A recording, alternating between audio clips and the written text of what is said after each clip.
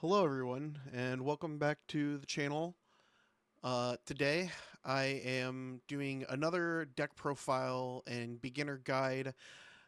After my Raging Bolt guide, I kind of decided that I wanted to go through a lot of the archetypes in the current metagame and go through them and explain them a little bit to give some more options for players, for newer players to find the archetype that they like.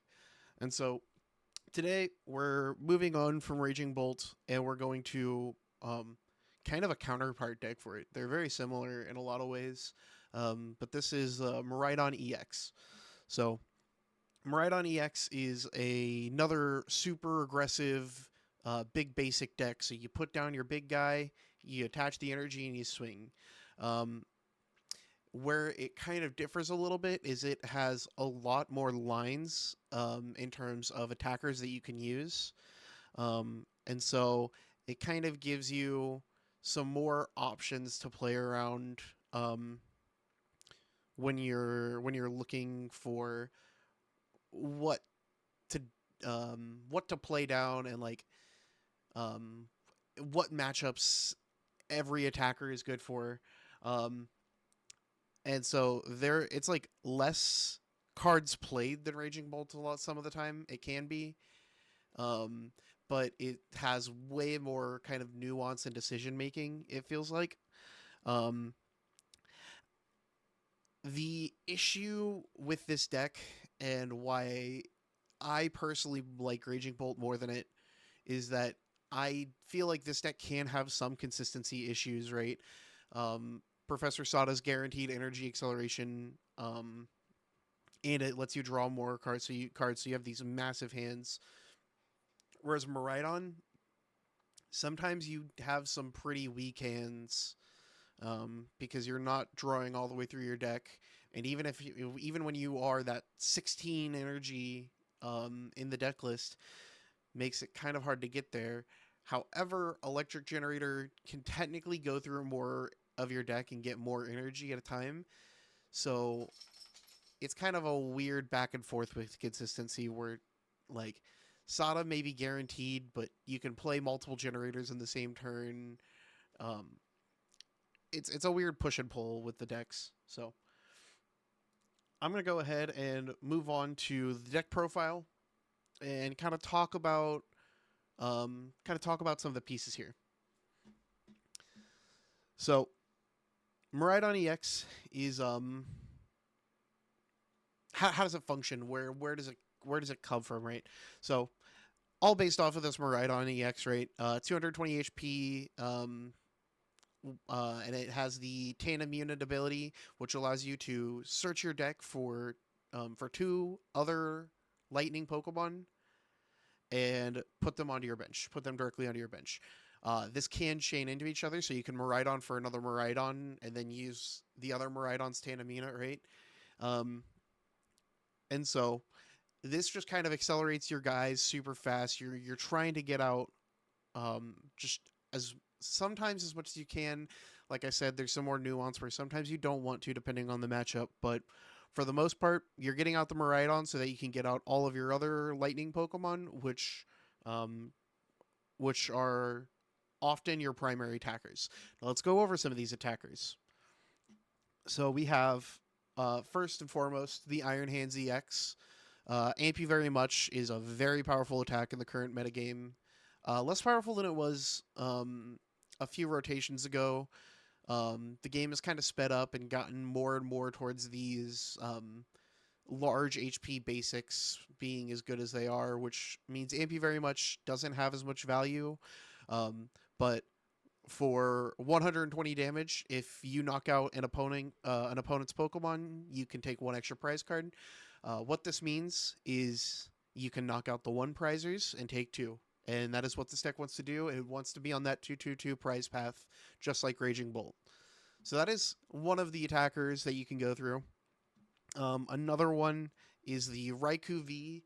This is your highest damage output in the early game, most consistently. Lightning Rondo. This attack does 20 more damage for each bench Pokemon, both yours and your opponent's. Um, And then it also has the fleet-footed ability for the +1 draw. Um, and so it's kind of weird because until recently, this card was um, not as good of an attacker, and that was the case until we got the Area Zero Underdepths a while back, right? That allows you to, when you have a Terra Pokemon on the field, you can have 8 bench slots instead of 5.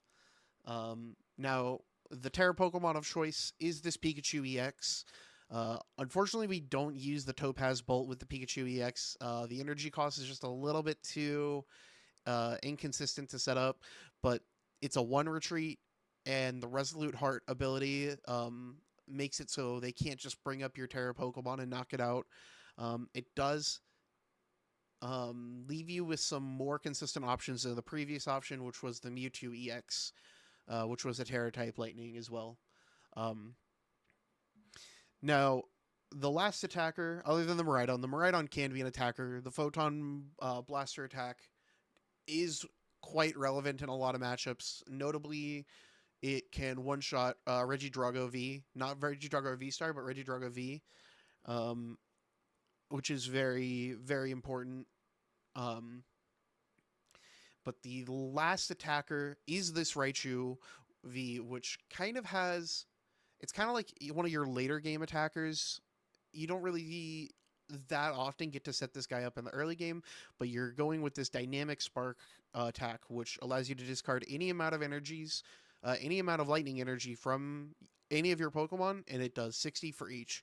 So very reminiscent to the Raging Bolt's Bellowing Thunder, but it's a little bit more restricted due to it only being the lightning energy. So it's kind of like the big attacker. This is used pretty often for like your Charizard EXs, your Dragapults. If there's like a Regidrago V-Star that's maybe rolling ironed, like this can get you around some of those situations more and more, some of those higher HP thresholds. This being a turbo deck, it does have a lot of the other draw staples, right? So it has the Squawkabilly from just like in Raging Bolt. So it has the discard your hand and draw 6. Also the Fezandipiti, that's kind of mainstay in the game right now. Just that extra draw 3. This one notably does also have the Mew, which is a free retreater as well, but it also allows you to draw up until you have up to 3 cards. Like I said, Miraidon kind of has some hand issues sometimes where they're playing with a pretty empty hand, so this can help you get there a little bit more. Radiant Greninja, discard the energy. You have 16 of them. You're always going to have an energy in your hand for the most part, so this just gives you that +2 draw, make it a little bit more consistent. Now, the last 3 things in this deck, or the last 4 things, right, are pretty important. This Lumineon, it can either help you with the early game setup, making sure that you find your Arvens to get the first attack rolling. It can also find your bosses late game. Obviously, with this being a 2/2/2 deck, it is very important to get out your boss's orders so that you can find those gusts. Notably, this deck does not play Prime Catcher very often anymore. You can, but there's another A-Spec alternative that is just more consistent, but because of that, this deck does run the 4 bosses and the 4 Arvens, so you really do want to have this Lumineon to find those pieces later in the game. Iron Bundle, discard this card from your bench. If you do, your opponent switches out one of their bench Pokemon to the active. It is very useful for finding those two prize knockouts once again. If you're playing against like a Regidrago, it's pretty commonplace that they'll like bump up their Cleffa or their Radiant Charizard to try to stall for a turn. And this lets you Hyper Blower and make sure that you get a 2 prizer. You also have this Latias, which gives all of your basic Pokemon free retreat cost. Very consistent, especially in the Area Zero builds where you have the ability to bench more of your supportive Pokemon, which is why something like this isn't in Raging Bolt, for example, because you don't have that bench space in Bolt to just put down the Latias and retreat through things.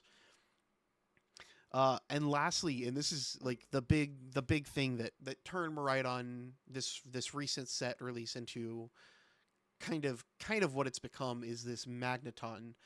Um, Once during your turn, you may attach up to 3 basic energy from your discard pile to one of your or to any of your lightning Pokemon in any way that you like. If you use this ability, this Pokemon is knocked out. So works a lot like Dusclops Dusk Noir, where you activate the effect and then it knocks itself out, um, which can seem to be an issue. However, this deck mostly runs 2 prizers, right? And so you knocking yourself out once doesn't offset the prize trade. Your opponent still has to take 2/2/2 for the most part, unless they get like a Gus knockout on a Greninja that they wouldn't have had knockout on a 2 prizer another way. It kind of doesn't matter to you as the Miraidon player being down 1 prize card in most situations. So that's kind of the Pokemon. That's where that's your attackers and what they're doing, right?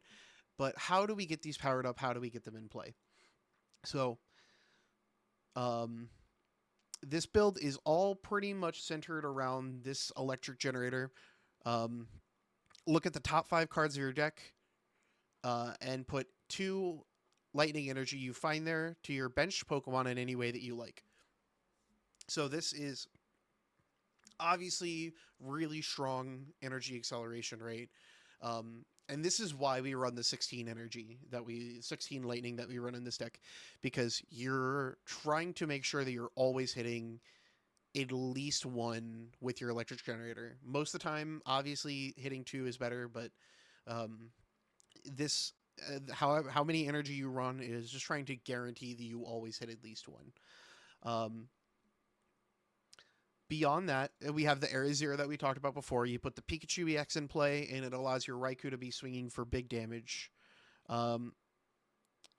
So, Heavy Ball, I like it in here to make sure that we can like find that prized Miraidon if it's there, or this. A lot of support Pokemon are super important in this deck, so making sure you have this Heavy Ball is pretty important right now. Counter Catcher is kind of a new inclusion to the Miraidon builds. With the Magneton, it kind of gives you a lot of value later in the game,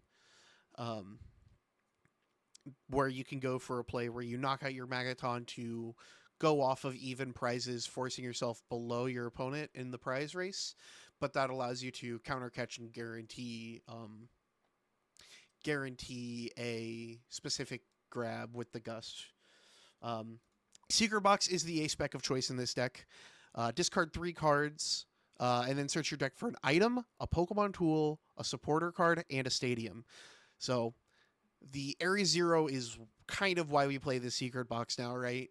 So if you discard your hand and you find, most of the time it means you can find like a Bravery Charm, a Generator, an Arven or a Boss, and an Area Zero is usually what it lines up to. Sometimes you find the Forest Seal Stone, sometimes you find the Rescue Board, but that's kind of just where you're at with this one, right? Forest Seal Stone, when it's attached to a V Pokemon, search your deck for any card and put it in your hand. This is just another consistency piece for the early game, making sure that you're getting there, making sure that you're finding the things that you need to. Arven, searching out for a tool and a item card. Very consistent in the early game, like I said. This deck does run the Ultra Ball so that you can find like your Lumineons, right? And some of these other pieces that like you like finding your Magneton. That's kind of the other important one with the Ultra Ball. But for the most part, this deck is a Nest Ball build. And like I said before, the boss's orders to bring up those 2 prizes and find those consistent knockouts. The last thing to talk about in this build is this Double Turbo energy. Double Turbo can be a little bit of an inconsistency at times, right? Um, but the reason that we play the double turbo is so that we can power up this Iron Hands with this Ampy very much off of just an electric generator, right? So you electric generator, find two, attach the double turbo, and now you're swinging for knockouts with your Iron Hands. Um, so that's kind of the philosophy with it. It's really the only time you use it. You can use concealed cards off the double turbo. So, later in the game, you get that opportunity every now and again if you need to. Um, but that is kind of the philosophy in the deck. Um, and so we'll go ahead and get into some games, and I'll kind of talk through some of the lines like I did with Raging Bolt, and we'll see what happens. All right. So getting into this first game here, um, Miraidon, a lot like Raging Bolt, it does want to go second into pretty much everything in the format right now. It takes a highly beneficial part of your momentum going second and getting that early first turn knockout, right? So we win the coin flip. We're going to choose to go second pretty consistently. Um, we have the Nest Ball in hand, which makes this hand, which maybe doesn't look super great, it is super consistent.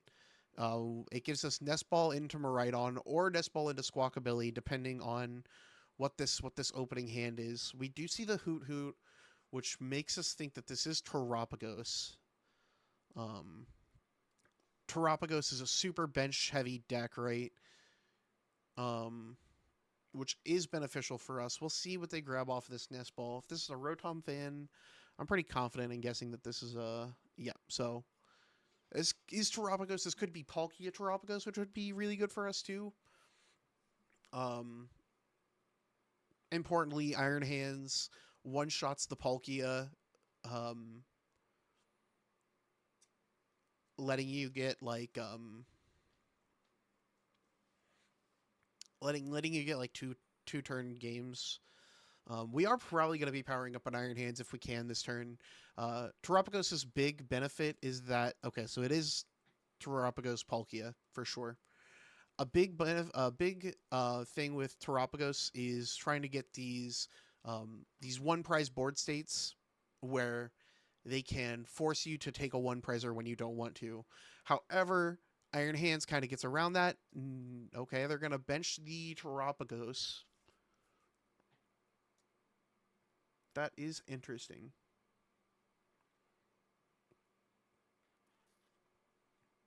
That makes me want to not develop the Iron Hands now. We do find the Lumineon at a pretty inopportune time, to be honest. We will go ahead and Nest Ball here. We have a couple options, but I think it is probably best for us to grab our Miraidon. There's a lot of good in this hand that we don't want to get rid of. So Squawkabilly feels a little bit weak at this moment.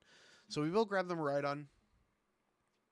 And we will go ahead and play down the Arven, grabbing no Secret Box this game, which is unfortunate. We will probably grab this Forest Seal and this Electric Generator, maybe. Yeah, that's extremely unfortunate. Okay, we'll see where we can get with this. Bring out the guys with the Tandem unit. It is definitely looking like it is going to be kind of an aggressive bench situation. Although we don't want to bench super aggressively because this deck does, like, this matchup, they also get more damage off of the larger bench sizes. So I think we will just grab...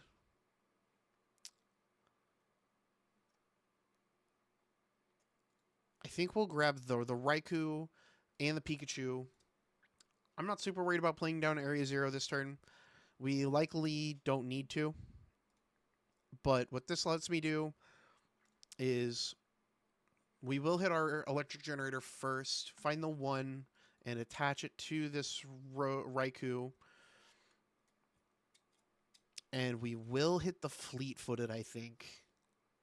All right, that is not what we wanted to see. But that is okay. We can go ahead and force Sealstone down. And I think we're just going to grab another generator and see what we can do here. This was maybe the argument for benching a little bit stronger. Oh, no, we don't. We grab... Huh. A few different ways that we can play this one this turn.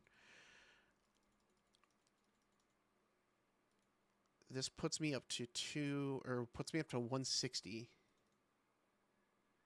I can also grab the Miraidon to get to that higher bench spot, but then I don't get much out of it. I think our line is the Squawkabilly here. We will put down the Squawkabilly. We will attach the for turn. And then we will go ahead and Squawk and Seize. We kind of have too many pieces that we're looking to find right now. And we will get to 180, but we're not going to find a knockout this turn, I don't think. This is a little bit of an unfortunate start. Not having that Secret Box really slowed everything down. We always hit our fleet-footeds. Sometimes you hit into stuff that you need. This time we did not. And we will go ahead and pop the generator early and try to develop a board state a little bit here. Popping that on the second Raikou, and we'll just swing for damage. At the very least, this does line it up to where they cannot go for Fezandipiti plays this turn. All things considered, though, they have the double Noctowl in hand, so that was never really a worry because they're just going to look at a lot of cards this turn. It was a very, very unfortunate situation to be in there. But this deck does still have a lot of consistency pieces that will let me kind of circumnavigate not having that card. But not having the Secret Box does kind of make things a little bit harder.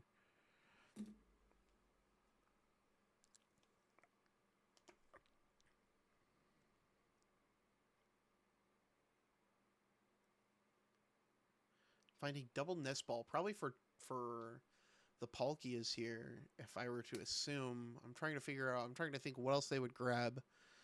And there's not a whole lot of great options for them. Yep, this is the Irida for the Palkia. A potential line for us next turn is setting up this Iron Hands into this Terapagos. So we do potentially have a 3-prize turn into a 3-prize turn if they don't get to the Palkia V-Star. That isn't super likely to set up, though. I think it is more consistent for us to take this knockout into this Terapagos and find it that way.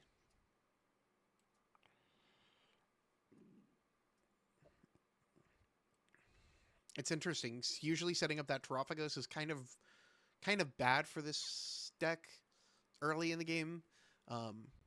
But it was pretty interesting in the fact that this time it definitely helped more than it hurt them because I didn't have the line to set up the Iron Hands, which I think I would have had they not done that.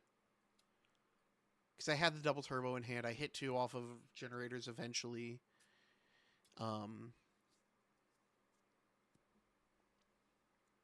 like hindsight 2020 kind of a thing, but that's very, very interesting that led to that situation. We also do want to develop our Magnemite next turn. I don't typically like setting it up on the first turn because you don't get like the massive combos that you can get with later turns. That being said, I would have gotten it turn 2, like a max value Magnemite, Magneton, but that's like a weird niche situation.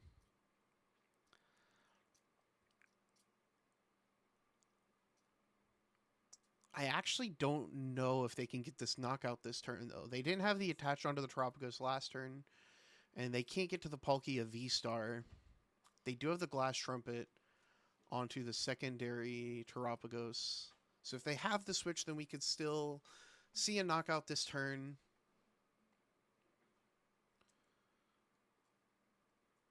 But they don't. Okay. So this actually puts us in a really, really nice situation where we can... We do have the numbers to knock out this Terapagos, and I think I will just chase out this energy this turn. So we're going to go ahead and bench down the Radiant Greninja, and we will Fezandipiti for our Magneton and our Iron Hands here. A very, very happy miss for me. With them not hitting there. So it will let us conceal cards. Find that generator, which we are gonna just go ahead and hit. And try and develop up this Iron Hands just a little bit. Importantly, we actually only need the one onto the Iron Hands, and we can put the other one here because Magneton lets us fully set up the Iron Hands and the Miraidon. So we can go ahead and just instantly power up the second Raikou. It is likely going to be our attacker through this whole game. And we do have the damage to knock out this Terapagos. And they will find the return KO probably if they find the Palkia V-Star. But this does make it just a little bit more consistent, chasing out this energy as aggressively as we are. The Palkia V-Star does allow them to take the energy from the discard. But either way, we were probably getting swung on next turn. And we're just trying to stop their development as much as we can. And we do find the Magneton from the prizes, which is very, very lucky, to be quite honest. I didn't check and see if it was there. Which is something very important that you need to do. That's one of the biggest skill development things with this deck, I would say, is certifying like that you're going through your deck and trying to note what's in your prizes. There's a lot of combo pieces in this deck, and you do just have to find a lot of them sometimes.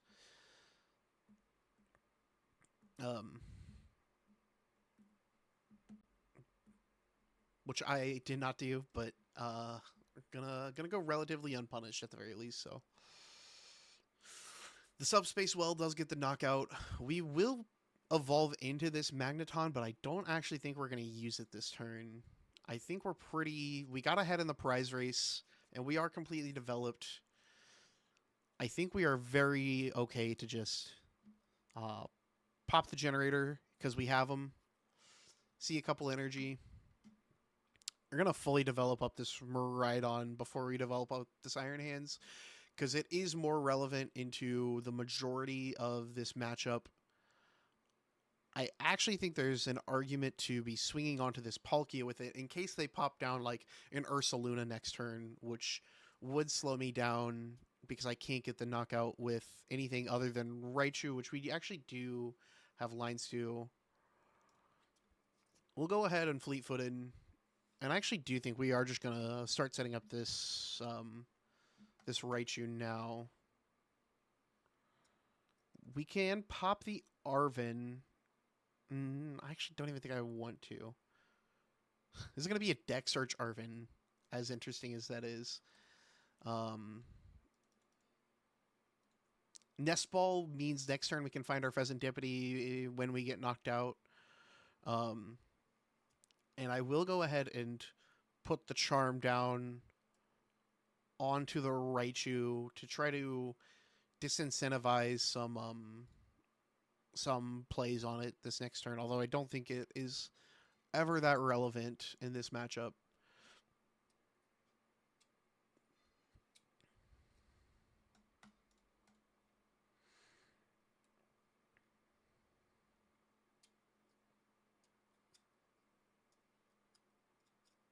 We do finally find that secret box.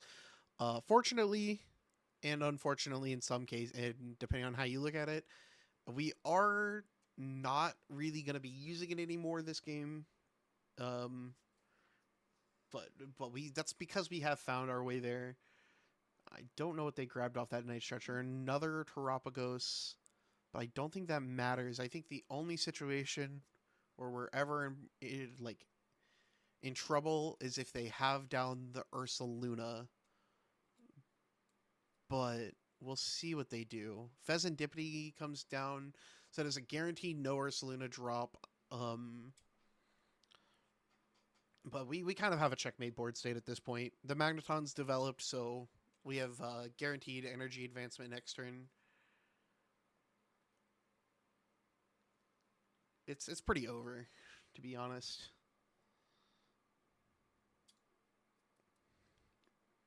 Could end the game in about a dozen ways next turn, even with just on what's on the board. Like, we're pretty okay here.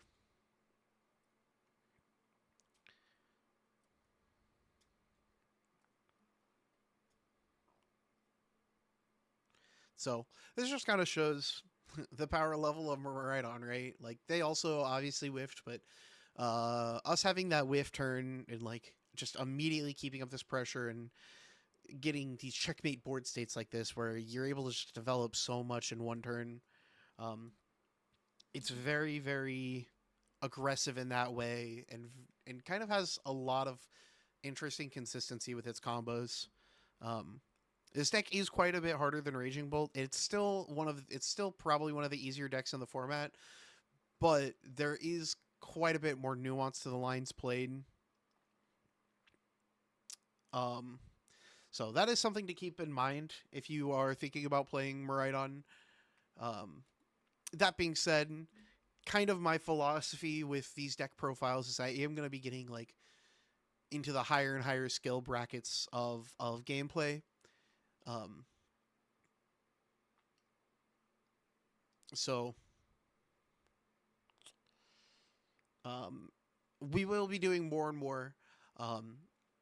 Let me know if there is any specific archetypes or decks that you want me to focus on in upcoming videos, and I will be continuing these. I had a really good time making my Raging Bolts, and I got a lot of positive reception. So at this point, we do just have Photon Blaster for the game, and so that is how we're going to finish this one out. We get the win with Miraidon, show kind of some of the situations that this deck can find itself in. Sadly, we did not get to show off that secret box and like how it can get that consistent turn one. But that is kind of the deck and how it functions for the most part. So